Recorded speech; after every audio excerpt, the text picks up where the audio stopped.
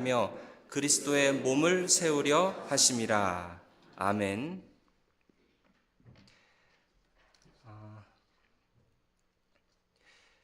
앞으로 성산교회 새가족 과정을 개설하려고 합니다. 내년부터는 1년에 한 번씩 새가족 과정을 5번 제가 강의를 할 텐데 점심시간 이후에 하게 됩니다. 그럼 기존의 새가족이 아니라 기존에 등록하신 멤버들께서는 오늘부터 5번 동안 이어지는 이 멤버십 클래스, 그러니까 성산교회론 과정을 잘 듣고 이수하시면 되겠습니다. 특별히 다른 것은 없습니다. 기존에 우리 교회에서 쭉 해오던 것인데요. 이제 교회에 등록하시고 이 과정을 밟으시고 정회원이 되시면 세 가지 특권을 드리는데, 첫째는 교회의 피선거권을 갖게 됩니다. 그리고 공동의회에 참석할 수 있는 자격을 얻게 되고요. 세 번째는 재직회에 참여해서 집사로 헌신할 수 있는 그런 자격을 얻게 됩니다. 기존에 저희가 늘 해오던 것인데요. 차이가 있다면 이 성산교회론 5개 과정을 클래스를 잘 들으신 분들에게 또 이런 교회 멤버가 될 수 있는 자격이 부어지는 것, 그것이 차이입니다.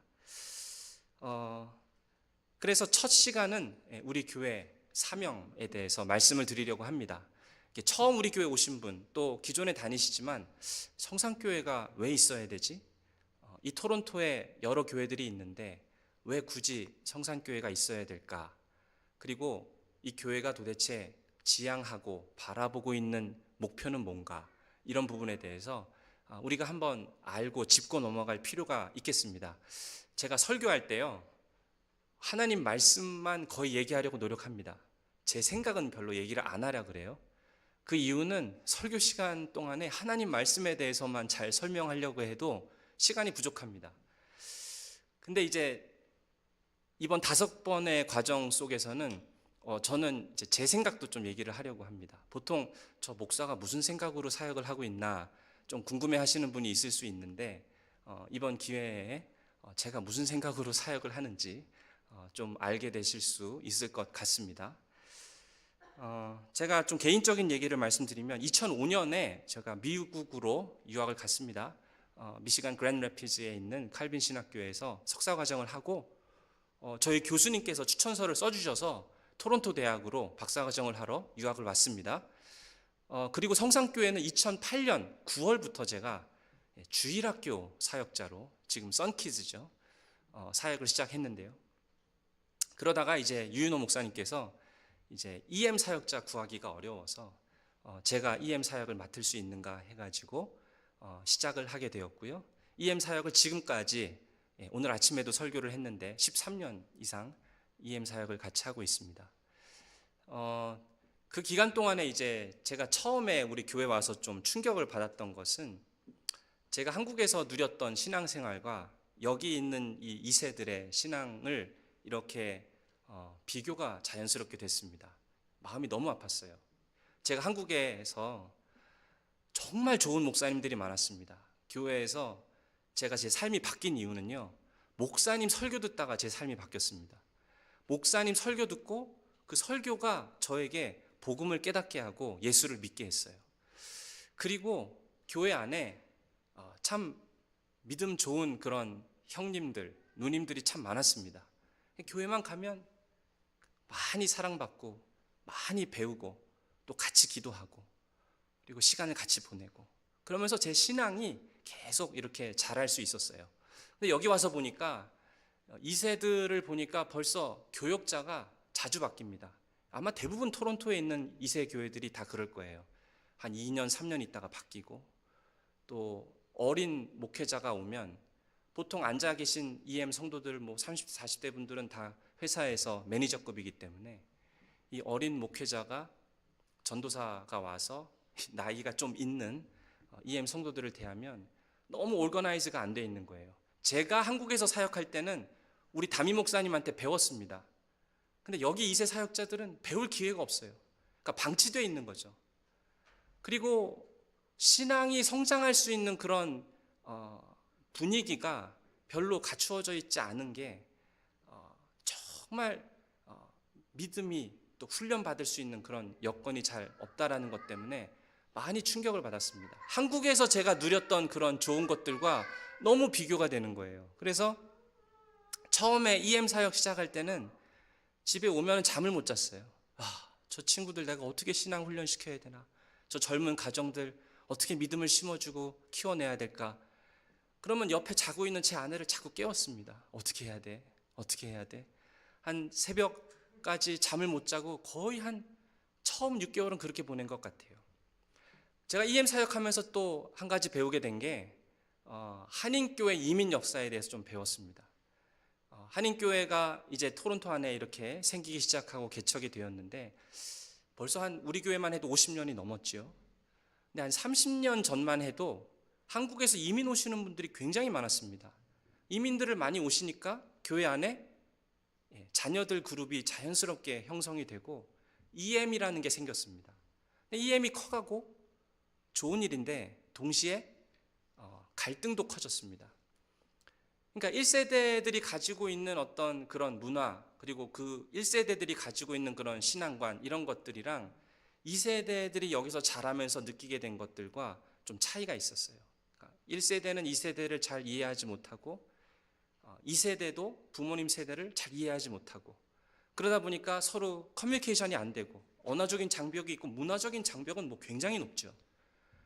그런 가운데 오해가 생기고 갈등이 생기고 별로 프렌들리하지 않다라고 느끼게 되면서 많은 EM 컨그리게이션이 교회를 떠나는 일이 생겼습니다. 그냥 조용히 갑니다. 보통 한인들이랑 달라요. EM은 그냥 조용히 떠납니다. 아니면 그냥 전체가 한꺼번에 다 교회를 나가버려요. 그러니까 1세대들은 EM 성도들이 건강해지고 헌금도 잘 나오고 또 사람들이 많이 모이면 좋은 일이잖아요. 그죠? 좋은 일인데 거기에 대해서 마음에 좀 불편함을 느끼는 1세들이 있었어요. 그래서 이렇게 생각을 하는 거죠. 우리 2세들이 헌금도 많아지고 힘이 생기고 하면은 언젠간 교회를 떠나겠구나. 이런 생각을 하고, 2세는 또 어떻게 느낄까요? 2세는 교회 오면은 약간 좀 2등 시민이 된 분위기. 뭘 해도 다 1세 위주로 하고 2세들은 좀 약간 이렇게 옆으로 밀려나는 분위기를 계속 느끼면서 그러면서 마음속에 불만이 생기는 거죠. 이런 갈등들이 있었습니다. 뭐 지금도 그런 것들이 있었는지 참 안타깝게도 우리 KAPC 교단에 있는 이 카나다 노예 교회들을 보면은 2세 교회가 한 20년 전만 해도 그래도 한 각 교회마다 여기 중요한 교회들이 있잖아요. 그래도 한 20-30명씩은 모였습니다. 근데 지금은 아예 2세 사역이 없어졌거나 또 모이더라도 뭐 한 10명, 흐지부지 된 그런 교회들이 대부분입니다. 그러니까 저는 이런 한국 이민교회의 좀 모습들을 보면서 내가 뭘 할 수 있을까라고 고민을 많이 했어요. 그래서 생각한 것이 이 두 그룹, 이 언어가 다르고 문화가 다른 이 두 그룹을 좀 이렇게 브릿지해주는, 좀 이어주는 그런 역할을 할 수 있지 않을까, 그런 고민을 하게 됐습니다. 그래서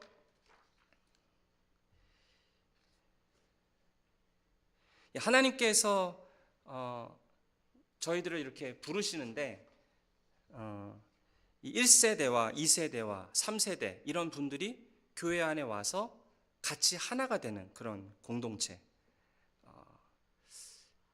그래서 어떻게 하면은 부모 세대와 자녀 세대가 같이 어우러질 수 있을까? 우리 가정에서도 다 똑같은 고민을 하고 있잖아요.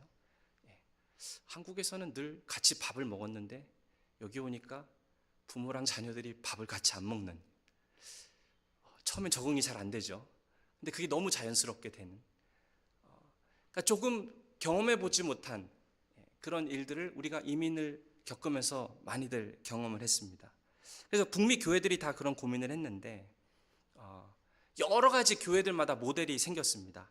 제가 생각하고 우리 교회에게 가장 적합한 모델은 무엇일까 했을 때 그것은 원 처치 모델입니다. 하나의 교회, EM과 KM이 하나가 되는 것이죠. 어떤 교회들을 보면은 이게 그렇게 건강한 것은 아닌데 나이가 많으신 분들만 모이는 교회가 있어요. 또 여기 토론토 다운타운에 가보면 젊은 사람들만 모이는 교회가 있습니다. 또 어떤 교회는 한국어만 쓰는 교회가 있고, 또 어떤 교회를 가보면 2세들만 모여서 영어만 쓰는 교회가 있습니다. 이런 것들이 잘못된 것이냐? 전혀 그렇지 않습니다. 저는 다 인정합니다. 다 좋은 것인데 중요한 것은 그 교회에게 가장 맞는 모델을 찾아가면 되는 것이죠.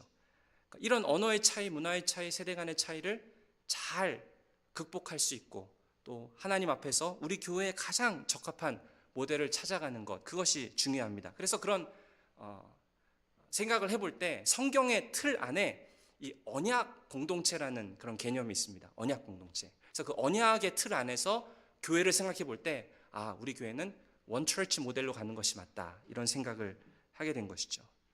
그래서 EM이 오든 KM이 오든 어느 에스닉 백그라운드 있는 사람들이 오든 누구든지 이 교회에서 2등 시민으로 취급되지 않고 다 받아들여지는 분위기. 여기에 누구든지 오면 배경이 다르더라도, 언어가 다르더라도 여기서 충분히 예배드릴 수 있고, 충분히 성경 공부를 통해서 자기 영혼이 성장할 수 있고, 충분히 목회적인 그러한 substance, 그런 좋은 것들을 누릴 수 있는 그런 교회가 될 수 있는가? 누구든지 똑같이 그런 고민을 하면서 교회를 하고 있어요. 그래서 할머니, 할아버지 오시고 손자들이 교회에 와서 보면 너무 행복하고 기쁘고, 또 같이 가족이 되어서 집에서만 가족이 아니라 교회 와서도 가족이 되고, 그런 것들을 제가 이렇게 중요하게 생각하게 되었던 것입니다. 그런데 실제로 구약에 보면은 하나님께서 백성들을 부르실 때 이렇게 말하시죠. 나는 너희의 하나님이 되고 너희는 나의 백성이 될 것이다. 근데 부르실 때 보면은 개인만을 부르는 게 아니라 늘 공동체를 부르십니다. 그룹을 부르세요. 언약 백성을 부릅니다. 그러니까 하나님께서 언약 백성의 그룹으로 가정을 주셨어요. 가정은 그룹입니다. 그 가정의 아버지를 리더로 세웁니다. 그 아버지의 역할은 뭐냐 하면은 하나님을 대신하는 역할이에요. 그래서 자녀들에게 하나님이 어떤 분이신지 보여주고, 하나님의 말씀이 이것인지 흘러가게 하고, 하나님의 대행자 역할을 하는 게 아버지죠. 그래서 아버지와 어머니가 좋은 팀워크를 이뤄서 같이 이런 믿음의 길을 가면은 자연스럽게 어떤 일이 일어납니까? 자녀들에게 신앙이 전수가 되는 그런 일들이 일어납니다. 그래서 이것이 한 그룹을 하나님께서 공동체로 부르셨는데 그게 가정이고요.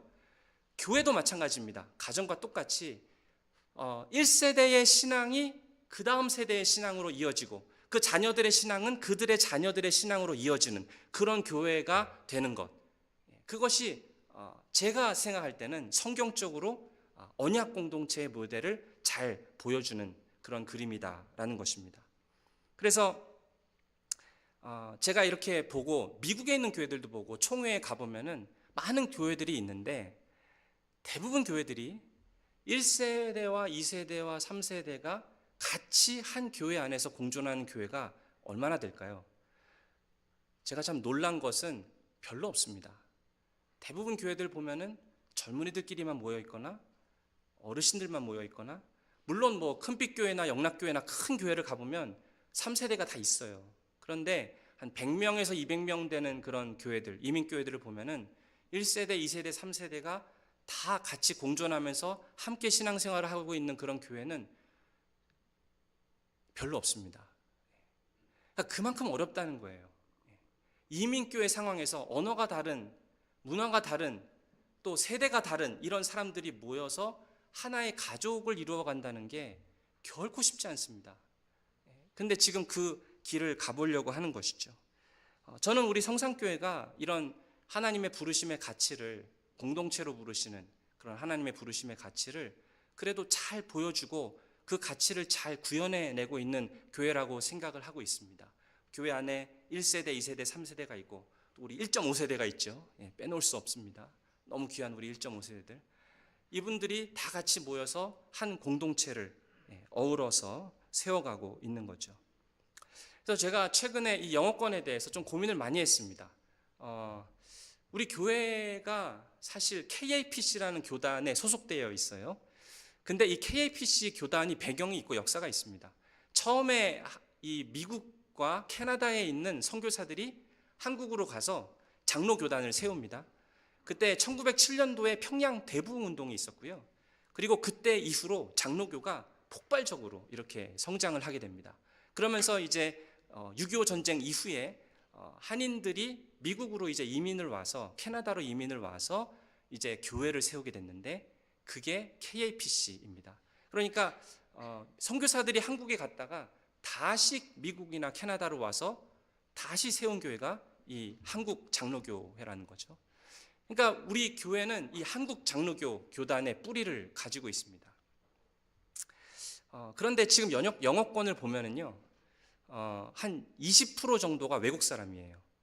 그러니까 국제 결혼들을 많이 해서 이 커플들을 보면 한국 사람끼리만 결혼한 그런 커플이 거의 없습니다. EM에 보면 다 외국 사람이랑 결혼을 했어요. 그리고 또 이 지역에 있는 그런 백인들이나 흑인들도 조금씩 들어오고 있습니다. 그러니까 이게 자연스러운 거예요. 지역 교회가 되면 자연스럽습니다. 그래서 지금 한 20% 정도가 외국인입니다. 그리고 다른 한 80% 정도는 이제 한국인들, 코리안들이죠. 그런데 저는 이제 고민을 많이 했어요. 우리 교회가 멀티 에스닉 철치로 갈 것인가, 아니면 멀티 제너레이션 철치로 갈 것인가, 다세대가 공존하고 코리안 철치의 정체성을 갖고 있을 것인가, 아니면은 그냥 완전히 열어서 멀티 에스닉, 모든 민족들이 다 들어오는 그런 교회로 갈 것인가. 이제 고민을 했는데 이제 결론은 이렇습니다. 저는 우리 교회를 멀티 에스닉이라고 말하고 싶지는 않아요. 왜냐하면 우리는 한국 장로교회의 교단의 그 뿌리를 가지고 있는 교회라는 것이죠. 그런데 동시에 여기서 자연스럽게 교회를 세우다 보면은 이 주변에 있는 이 커뮤니티로부터 사람들이 자연스럽게 유입이 되고, 그리고 우리 교회 안에 그런 인종 간의 그런 다양성이 자연스럽게 이렇게 앞으로 시간이 갈수록 그렇게 생기게 될 것이라고 저는 생각을 하고 있습니다. 그래서 저는 이렇게 외국 사람들이 오면은 그냥 그렇게 얘기를 하려고 그래요. 한국 장로교회의 장점이 뭐냐, 단점이 뭐냐. 그렇죠? 한국 교회의 장점이 많죠. 굉장히 열정적이고 희생을 많이 하고 또 기도 굉장히 뜨겁게 합니다. 너무 장점이 많아요. 헌신적이고, 그리고 어느 외국 교회에 없는 이 권사라는 직책, 한국 교회에 있는 권사라는 직책, 너무 큰 장점입니다. 근데 또 단점도 있어요. 사실 이 장로교라는 것이 원래는 이 고백주의적인 신앙입니다. 근데 한국 장로교를 보면은 원래 장로교 전통이 가지고 있는 그런 고백주의적인 신학이라기보다는 굉장히 체험적이에요. 왜냐하면 한국 교회가 이 평양 대부흥과 이 부흥운동을 통해서 쭉 성장했기 때문에 감리교나 장로교나 얼뜻 보면 별로 차이가 없어요. 다 체험과 그리고 어떤 경험을 통해서 이 어떤 성령 체험이라 그러죠. 이런 것들을 통해서 굉장히 성장한 그런 느낌이 있기 때문에 별 차이가 없지만, 한 1970년대부터 한국 교회 안에, 특별히 장로교회 안에 이 웨스트민스터 신앙 고백, 이 신앙 고백을 좀 진지하게 연구하기 시작했습니다. 그래서 이 고백주의적인 신앙이 한국 장로교 안에 이제 그나마 이제 들어오기 시작했지요. 그럼에도 불구하고 한국 장로교회 안에는 이 권위주의 전통이 굉장히 강합니다. 유교로부터 영향을 받은 이 권위주의 전통. 그래서 당회가 굉장히 큰 권위로 이렇게 부상하게 되었죠. 근데 사실은 장로교회 전통은 굉장히 민주적입니다. 회에 의한 통치라고 하죠. 그래서 체크 앤 밸런스가 있어요. 견제하고 균형 있고 이런 것들이 장로교회 안에 있습니다. 그러니까 서로가 서로를 존중하고, 그 다음에 같이 모여서 같이 결정하고, 위에서 어떤 권위주의를 벌이는 게 아니라 내가 이 자리에 있기 때문에, 권위라는 것 자체가 성경적이고 좋은 것입니다. 어떤 때는 권위가 상실된 게 문제예요.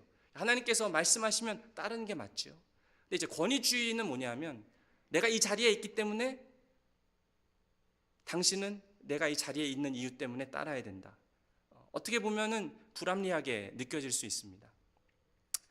한국 교회 안에 원래 장로교 전통이 가지고 있는 것과는 좀 다른 모습이 있지만, 그럼에도 불구하고 어떤 외국인이 들어온다 하더라도 그냥 저는 떳떳하게 얘기하려고 그래요. 한국 교회 전통이고 우리 교회는. 그리고 한국 교회 장로교회 보면 이런 장점이 있고 이런 단점이 있고, 우리 교회는 멀티 에스닉이라고 굳이 말하지 않지만, 그러나 당신이 그 부분을 인정하고 우리 교회에 커밋하고 헌신할 수 있으면 좋겠다. 저는 그렇게 다 설명을 할 계획이에요. 어떤 외국인이 오더라도 우리 교회 한 식구로 그렇게 들어올 수 있게 되는 거죠. 근데 이게 참 좋은 것 중에 하나가 우리 교단이 소속되어 있는 카운셀이 있습니다. 네이팍이라고 하는데요. North American Presbyterian and Reformed Council. 그러니까 네이팍이라고 하는 그런 큰 카운셀이 있습니다. 이 안에 13개의 교단이 있어요.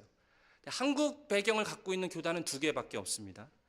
고신, 그다음에 우리 KAPC 이 2개밖에 없어요. 그 나머지 11개 교단은 다 뭐냐? 다 자기 그런 에스닉 그 민족의 전통을 갖고 있습니다. 이 프랑스어를 사용하는 개혁 교단이 있고요. 또 이 펜실베니아나 이 몬타나 쪽에는 독일 출신의 개혁 교단 교회들이 있습니다. 그리고 이 화란 개혁 교회가 또 유명하죠. 우리 온타리오랑 미시간에 굉장히 많이 있습니다. 그리고 우리가 잘 알고 있는 이 PCA 교단, Presbyterian Church of America. 이 PCA 교단도 사실은 미국 전역이라기보다는 미국 남부 쪽에 이렇게 위치하고 있죠. 그러니까 13개의 카운슬 안에 있는 이 교단들을 보면 다 민족적인 배경을 가지고 있어요. 그러니까 우리는 코리안 철치다. 한국 사람 아닌 척 할 필요는 없는 거죠. 아무리 영어를 쓰고 여기서 2세로 태어났다 그래도 우리가 우리 아닌 사람인 그런 척을 할 필요도 없고요. 또 우리 교회는 코리안만 모일 거야 이런 것도 아니죠. 열려 있고 오픈되어 있고 어떤 사람이 어떤 배경과 어떤 언어를 갖고 있는 사람이 오더라도 한 가족이 될 수 있지만 그러나 우리는 코리안에 뿌리를 두고 있고 코리안이 가지고 있는 좀 안 좋은 모습, 성경과는 또 장로교 전통과는 좀 다른 모습이 있지만 솔직하게 얘기하고 우리 연약함을 얘기하고 인정하고 그분이 우리 교회에 헌신할 수 있도록 그렇게 해야겠다라는 생각을 가지게 되었어요. 그래서 누구든지 우리 교회 오면은 그냥 권위적으로 모든 것에 순종해야 되고 무조건 한국말만 써야 되고 이런 게 아니라 다양성을 인정하고 앞으로 더 그렇게 되어 갈 것입니다. 그렇게 되어 갈 것이지만 동시에 저는 우리 교회를 멀티 에스닉이라고 하고 싶진 않아요. 실제로 이 캐나다에 있는 이 한인 교회들 중에서 큰 교회들이 있습니다. 큰빛 교회 굉장히 크죠. 그 교회에는 이미 영어권이 분리가 되어 나갔습니다. 그래서 캠퍼스가 여러 개 있어요. 여기 미랄교회는 브리지웨이라고 같은 건물 안에 있는데 완전히 다른 교회입니다. 그리고 이 영락교회 같은 경우도 라이트하우스라는 철치가 거기서 나왔어요. 그리고 그 외에도 Church on the Hill 같은 그런 교회들이 여러 개가 영락교회로부터 나왔습니다.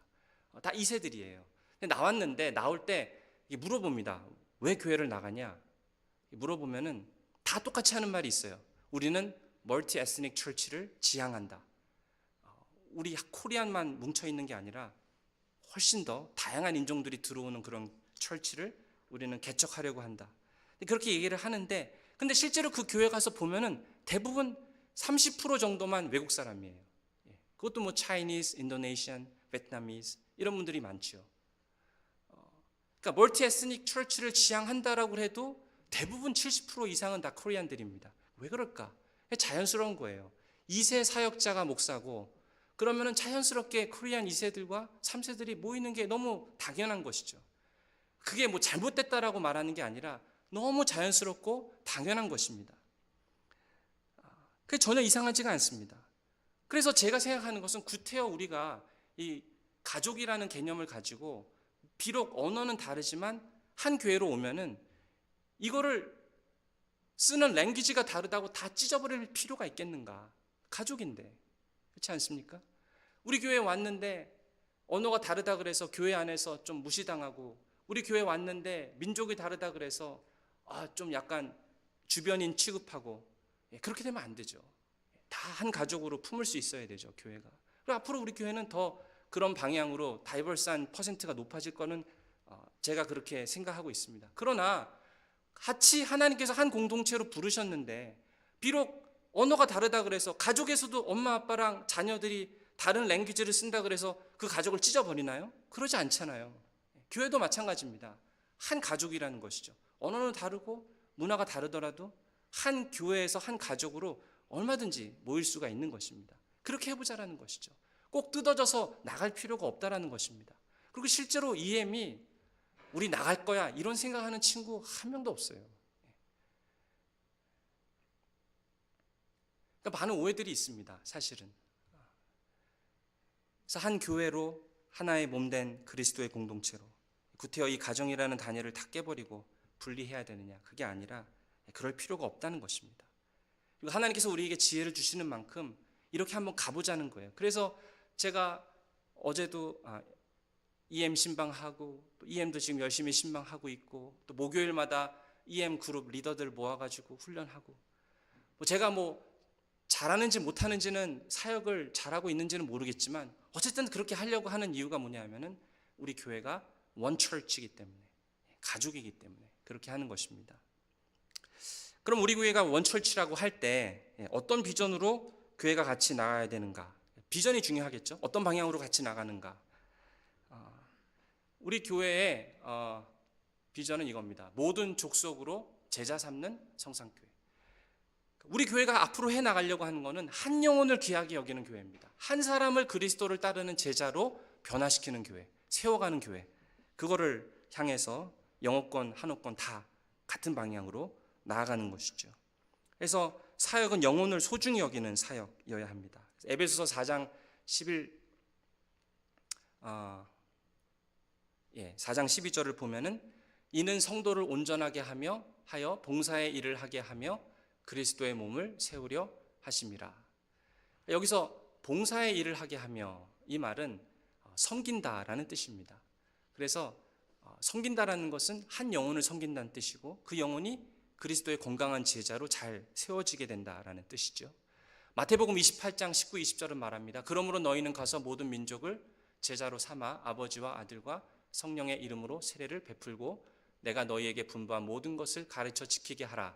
볼지어다 내가 세상 끝날까지 너희와 항상 함께 있으리라 하시니라. 여기서도 모든 민족으로 제자를 삼으라고 하지 않았습니까? 그 사람이 중국 사람이든 아니면 우리 교회에 오는 흑인이든 백인이든 아니면 어린 친구든 1.5세건 1.2세건 1.7세건 아니면 2세건 누구든지 3세든 상관없이 다 예수 그리스도의 제자로 품어낼 수 있는 그런 교회, 그런 교회로 가자라는 것이지요. 그래서 주님께서 가르치는 것을 우리가 다 지킬 때까지, 그렇죠?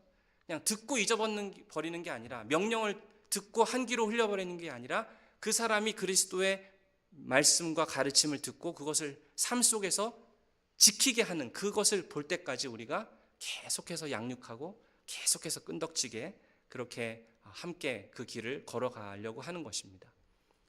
그러면 예수님의 제자를 키워내는 것이 우리 제자를 삼는 것이 우리 교회의 비전이라고 한다면 그럼 예수님의 제자는 무엇인가? 첫째는 일 중심이 아니라 사람 중심입니다. 성산교회는 일 중심이 아니라 사람 중심인 그런 사역을 지향하고 나가려고 그래요. 사람 중심이다라는 건 뭐냐면 그 사람의 내면이 돌봐져야 된다는 뜻입니다. 교회에서 봉사를 많이 하고 또 다른 사람을 이렇게 챙기고 하다 보면은 정작 중요한 자기 내면을 놓치는 경우들이 많이 있습니다. 자기 내면을 소홀히 여기는 거죠. 자기 영혼을 돌보질 않아요. 그냥 겉으로 드러나는 것에는 굉장히 신경을 많이 쓰고 거기에 에너지를 많이 쏟는데 실제로 자기 내면은 돌보지 않고 일하고 봉사하고 섬기고 사람들 이렇게 챙기다 보면은 나중에 번아웃이 오고 마음이 시커멓게 타들어가는 그런 일도 생깁니다. 탈진해서 지치는 것이죠. 근데 교회가 행사가 있고 사역이 있고 교회 안에 모임이 있고 훈련이 있고 이 모든 교회 사역을 통해서 결국에 결과적으로 뭐가 남아야 되는가라고 했을 때 뭐가 남아야 된다고요? 건강한 사람이 남아야 됩니다. 건강한 사람.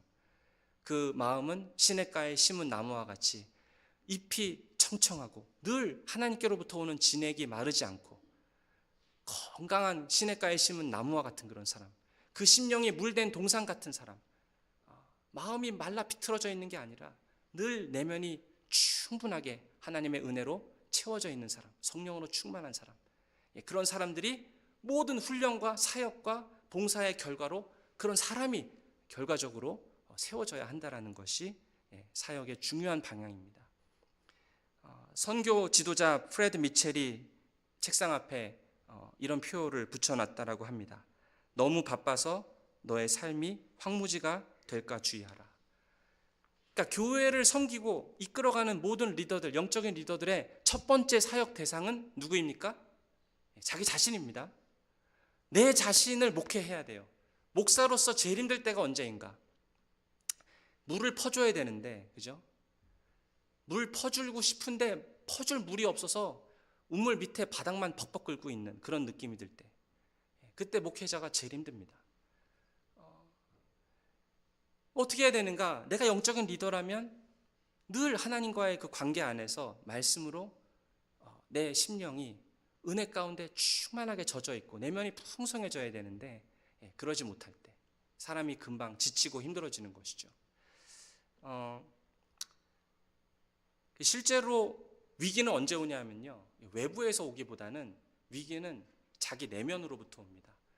삶의 위기가 언제 옵니까? 큰 해일을 뚫고 가는 배가 있다라고 한번 상상해 보십시오. 인생의 파도가 밀려올 때가 있습니다. 막 정신없이 밀려올 때가 있죠. 근데 이런 파도가 밀려오도 끄떡하지 않는 배가 있어요. 무슨 배냐면 항공모함입니다. 항공모함은 절대로 폭풍 때문에 침몰하지를 않아요. 왜냐하면 그 사이즈가 엄청 크기 때문이지요. 근데 문제는 뭐냐면은 배가 작으면 문제입니다. 우리 마음이 다 타들어가 있고 내면이 풍성하지 않고 하나님께로부터 오는 진액으로 마음이 충만해져 있지 않으면은 그냥 폭풍이 몰아치고 해일이 불어닥칠 때 그냥 그런 폭풍 속에 있는 그런 작은 배와 같은 모습이 되는 거죠. 마음이 너무 쪼그라들어 있어요. 마음이 너무 작아져 있어요. 항공모함처럼 좀 크면 좋겠는데 마음이 다 피폐해져 있기 때문에 그래서 거기서부터 힘들어지고 위기가 오는 것입니다. 항공모함이 진짜 문제가 되는 때는 언제냐면요, 항공모함의 위기는 엔진이 꺼질 때라 그래요. 엔진이 꺼질 때 나갈 수가 없는 거죠. 우리 마음속에 엔진이 꺼질 때가 문제입니다. 사실은 그게 문제입니다. 파도가 밀려오는 게 문제가 아니라 엔진이 꺼지는 거예요. 마음에 힘이 없습니다. 하나님을 향해서 나아가려고 해도 마음이 막 낙심이 되어가지고 나가지를 못해요. 엔진이 꺼져버렸습니다. 그 말은 뭐냐면 우리 내면이 뭔가 문제가 있다는 것이죠. 자기 영혼을 돌아보고 자기를 돌아보고 자기의 마음이 하나님께로부터 채워지는 풍성함이 있어야 됩니다. 자기 영혼이 하나님 앞에서 늘 다루어져야 됩니다. 그래서 우리에게 늘 이런 유혹이 있어요. 겉으로 보기에 앞에서 봉사 많이 하고 앞에 잘 나서는 사람, 목사 같은 사람이죠. 그리고 성경도 많이 읽은 사람, 신학 서적도 많이 읽은 사람, 이런 사람은 그냥 저 사람은 틀림없이 내면이 풍성하고 하나님과의 깊은 관계를 누리고 있을 거야 라고 그냥 너무 안일하게 그렇게 생각하는 경우가 있습니다. 그렇지 않은 경우도 굉장히 많아요. 성경은 많이 아는 것 같은데, 신학 서적은 많이 읽는 것 같은데 마음은 다 타들어가고, 왜냐하면 자기 내면을 돌보는 것은 그런 것들과는 아무 상관이 없습니다. 왜냐하면 외적인 것만 자꾸 신경을 써서 그래요. 예배는 참석을 하는데 진짜 예배를 드리고 있지 않습니다. 성경을 펴서 읽기는 하는데 이 마음이 이 말씀으로 들려지지가 않아요. 기도의 자리에 앉아는 있는데 실제로 기도하고 있지는 않습니다. 겉으로 보이는 것에 너무 초점을 맞추고 그것만 하면 내 영혼은 평안해 평안해 이러고 있으면요, 자기가 죽어가는 것을 모릅니다. 목이 마른 사람이 있으면 물을 마셔야죠. 여기 컵이 있는데 제가 목이 말라요. 이 컵에 있는 겉에 있는 외면만 제가 핥으면 제 목이 안 마르게 되나요? 아니죠. 물을 마셔야 됩니다. 이 안에 있는 내용물이 실제로 제 갈증을 없애야 돼요. 외적인 것이 중요하지 않다는 얘기가 아닙니다. 순종이 필요 없다는 말이 아닙니다. 봉사가 필요 없다는 말이 아니에요. 예배 자리 나오십시오. 성경 읽으십시오. 중요한데, 그런데 외적인 것에만 자꾸 관심을 갖게 되면은 그러면 그냥 매너리즘에 빠집니다. 진짜 내가 하나님과의 그런 교제가 일어나질 않아요. 마음이 풍성해지질 않습니다. 끝없이 물은 옆으로 퍽 터져가지고 계속 새는 것 같은데 마음이 힘들어져서 그냥 퍼줄 물이 없어져요. 벅벅 바닥만 긁게 됩니다. 그게 사실은 진짜 위기죠. 파도가 밀려오는 게 위기가 아닙니다. 엔진이 꺼지는 게 위기예요. 우리 마음속에 하나님께로부터 들려오는 그런 내밀한 그런 관계 속에서 순종이 나와야지, 그냥 억지로 하는 순종은 결국에는 우리의 마음을 고갈시킵니다. 그래서 그게 오래되면 어떻게 될까요? 그게 오래되면 결국에는 바리새인처럼 위선에 빠지는 거죠. 겉으로 하고 있는 것만 신경을 쓰게 되고, 자기 내면은 다 타들어가고, 마음속에 있는 그런 충만함은 없어져 가는데 모르고 겉으로 드러나는 것만 신경을 쓰게 됩니다. 그래서 일 중심인 신앙생활에서 사람 중심인 신앙생활로 바뀌어야 돼요. 사람을 세우고 우리 내면이 풍성해지고. 근데 내면이 그냥 신경만 쓴다고 풍성해지나요? 한 사람을 많이 사랑해주면 그냥 저절로 바뀌나요? 그러지 않습니다. 그 사람의 마음에 진리가 들어가야 됩니다. 말씀이 들어가야 돼요. 그래서 일 중심이 아닌 사람 중심에서 더 나아가서 사람 중심이 아닌 하나님 중심까지 나가야 됩니다. 하나님 중심까지. 그게 두 번째로 우리가 추구하는 제자의 모습입니다. 사람 중심이 아니라 하나님 중심. 빌립보서 2장 4절은 말합니다. 각각 자기 일을 돌아볼 뿐더러 또한 각각 다른 사람의 일을 돌아보아 나의 기쁨을 충만하게 하라. 내 영혼을 돌보는 일에서만 멈추면 안 되고요. 정말 내 영혼이 돌봐지려면 내 안에 하나님의 진리가 들어와야 되고, 그리고 내 모든 삶의 방향이 늘 나만 채우는 것에만 관심이 있는 게 아니라, 내가 사랑받는 것에만 관심이 있는 거 아니라, 내가 은혜 받는 것에만 관심이 있는 게 아니라 결국에는 하나님 중심으로 가야 됩니다. 내 삶의 모든 삶의 목적은 내 만족, 내 기쁨, 내 영광을 추구하는 게 아니라 하나님의 만족, 하나님의 기쁨, 하나님의 영광, 하나님 중심으로까지 나아가야 돼요. 많은 사람들이 하나님에 대해서 오해합니다. 하나님은 나를 도와주시는 분, 하나님 나를 도와주시는 분 맞죠. 하나님에 대해서 근데 그것만 알아요. 어려운 일이 안 생기면 그래서 하나님께 나아가질 않습니다. 하나님 나에게 복 주시는 분, 근데 이미 복을 받았다라고 생각해 보세요. 그럼 하나님 필요로 하지 않게 됩니다. 중요한 건 뭐냐면은 거기에만 머물러 있으면 어려운 일도 생기지 않고, 나는 모든 것이 넉넉하고 복을 받았다고 생각하고 감사하세, 그냥 거기서 멈추게 됩니다. 하나님이 필요하지 않게 돼요. 하나님에 대한 지식이 그렇게 협소하면은 신앙이 진도가 나가질 않습니다. 하나님 중심으로 간다는 건 뭐냐면 하나님을 내 평생 알고 싶다라는 거예요. 하나님을 평생 더 알아가고 싶습니다. 그 하나님에 대한 지식으로, 그 하나님에 대한 경험으로, 말씀을 통해서 하나님을 더 알고 싶습니다. 얼마나 아름다우신지, 얼마나 풍성하신지, 얼마나 의로우신지. 그래서 그 하나님을 찬양하게 되는 것이죠.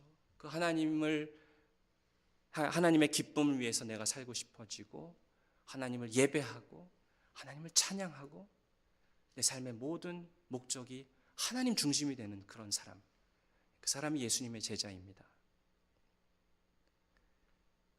그래서 성산교회에 이제 새로 오시는 분들에게 제가 이 새가족 과정을 할 때 그렇게 늘 말을 하려고 해요. 이 교회에 와서 잘 적응하는 방법이 있습니다. 어떤 방법이냐? 생각의 전환이 필요합니다. 이 공동체는 나를 위해서 있어야 된다 해서 나는 하나님을 위해서 존재해야 된다로 바뀌어야 됩니다. 그래야 우리 성산교회에서 그런 사고의 변화가 필요합니다. 그래서 우리 교회는 예수의 제자를 세우는 교회고요. 예수의 제자는 누구냐? 일 중심이 아니라 사람 중심. 그렇죠? 결국 모든 사역의 결과는 건강한 사람이 세워져야 되고, 내 내면이 풍성해져야 되고, 거기서 멈추면 안 됩니다. 사람 중심이 아니라 하나님 중심. 내 모든 삶의 목적은 하나님의 기쁨, 하나님의 만족, 하나님의 영광. 그 사람이 예수의 제자입니다. 그거를 우리가 같이 하자라는 것이죠. 그래서 그 비전으로 이제 또 가시면은, 그러면 어떻게 이 제자를 삼을 것인가? 두 가지 방법이 있습니다. 첫째는 예수님의 제자로 태어나는 새가족반. 그래서 앞으로 새로 오시는 분들이 있으면 이 5주짜리 새가족 과정을 참여해야 되고요. 제가 아직 우리 바나바 사역자들을 훈련시키지는 않았는데 지금 EM에선 하고 있습니다. 이 오카노 목사님이 쓴 유일한 구원자 예수 그리스도, 이 책을 가지고 우리 바나바 사역자들께서 새로 오시는 분이 있으면 그분과 원투원으로 이 과정을 5주짜리를 또 합니다. 그러니까 저한테 5주 동안 강의를 들으셔야 되고 또 1대1로 우리 바나바 사역자들과 함께 이 책을 공부하셔야 됩니다. 뭐 이렇게 복잡하나. 근데 저는 이게 너무 필요하다고 생각해요. 기본적으로 신앙이 무엇이고 복음이 무엇인지 알아야 되고 또 우리 교회가 어떤 교회인지 잘 아셔야 우리 교회의 한 가족으로 또 적응하시고 한 가족이 되어 가실 때 많은 도움을 받으실 수 있다고 저는 믿어요. 그리고 두 번째, 그렇게 새 가족이 되시면 교회에 이제 정회원이 되시면 그럼 이제 새 가족반에서 어디로 가죠? 셀 그룹으로 갑니다. 셀 그룹에 가면 우리 셀 사역자와 부사역자는 그 한 사람 한 사람이 예수 그리스도의 제자로 변화되는 그 일을 위해서 헌신합니다. 셀 사역자 굉장히 중요하죠. 셀 사역자와 부사역자가 있습니다. 그리고 그 셀 안에 바나바 사역자가 2분씩 있습니다. 그러니까 4명이 한 셀을 같이 움직여가는 거예요. 같이 동역하는 겁니다. 그렇게 될 때 셀 식구 한 사람 한 사람이 영적으로 이렇게 공급을 받게 되는 것이죠. 그래서 앞으로는 셀 모임이 지금 한 달에 한 번씩 모이고 있지만 이제 계속해서 우리가 좀 격려드리는 것은 이 T 공동체 학습 모임으로 조금씩 바꿔갈 계획이 있어요. T 공동체 학습은 모였을 때, 소그룹으로 모였을 때 말씀이 중심이 되는 그런 소그룹 학습입니다. 그러니까 말씀이 중심이 되는 거죠. 성경이 중심이 되는 거죠. 그래서 이번에 지도자 훈련이 11월부터 있는데 제가 말씀드린 분들 이번에 꼭 지도자 훈련 꼭 참석하시면 좋겠습니다. 사람들이 잘 세워지고 리더들이 잘 세워지고 그리고 같이 우리가 목양하는 그런 구조로 갈 때 그러면 우리 교회 어떤 분이 오시든지 백인이든 흑인이든 아니면 어떤 배경을 갖고 있는 사람이든 그 공동체 안에서 계속해서 영적으로 공급을 받고 자라날 수 있는 그런 공동체로 우리가 서갈 수 있게 됩니다. 그래서 중요한 거는 3가지 질문이 중요해요. 모든 분들이 이 질문을 해야 됩니다. 첫 번째는 나는 예수 그리스도의 제자로 자라고 있는가?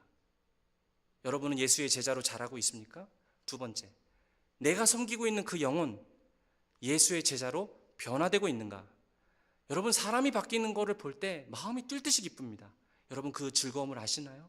여러분은 한 영혼을 위해서 정말 울어보신 적이 있습니까? 그 영혼이 변화되는 것을 위해서 그런 질문을 하고 저 사람을 섬겨야겠다라는 그런 마음 가져보신 적이 있으십니까? 세 번째로 그 믿지 않는 사람이 예수의 제자로 태어나는 것 나는 지금 하고 있는가? 그 영혼을 위해서 기도하고 있는가? 그 불신자 아직 주를 모르는 그 식구 내 자녀 어느 누구든 주께로 돌아오는 일을 위해 나는 무엇을 하고 있는가? 이 3가지 질문 꼭 하셔야 됩니다. 그래서 우리 모두가 정말 충성되게 주를 위해서 수고한 다음에 우리 주님 앞에 섰을 때 우리가 뭐라고 해야 될까요? 주님, 나는 무익한 종입니다. 그죠? 주님 다 하셨습니다. 모든 것이 주님의 은혜였습니다. 그렇게 저희들이 다 고백할 수 있기를 바랍니다. 제가 전에도 얘기 드렸지만 나룻배와 같은 인생 저희가 다 되면 좋겠어요. 사람들을 태우고 저쪽 건너편으로 나룻배가 갔다가 이제 다 내려다주고 빈 배로 돌아오지 않습니까? 그것처럼 우리가 사람들을 예수 그리스도께로 한 영혼 한 영혼을 예수 그리스도께로 인도하고 우리는 돌아올 때는 빈 배로 돌아오는 그런 삶 우리 모두가 그런 나룻배 인생 살면 좋겠습니다. 그리고 우리는 천성을 향해 가는 무엇이죠? 순례자입니다. 순례자는 어떤 사람입니까? 천국의 가치가 너무 귀한 걸 알아요. 이 세상에 좋은 것들이 있지만 천국의 가치와 상대화시킵니다. 여기가 모두고 이 땅에 있는 좋은 것이 전부라고 생각하지 않아요. 이 땅에 몸을 가지고 이 땅에서 걸어가며 살고 있지만 그러나 마음은 어떻다고요? 늘 천국의 가치, 하나님 나라의 가치 그것이 가장 고귀한 것이라는 것을 알고 이 땅에서 살아가고 있지만 이 땅에 있는 가치들을 상대화시키고 더 아름답고 더 고귀하고 더 높은 하나님의 가치를 추구하는 사람 죽을 때까지 그 길을 걸어가는 사람 그 사람이 순례자입니다.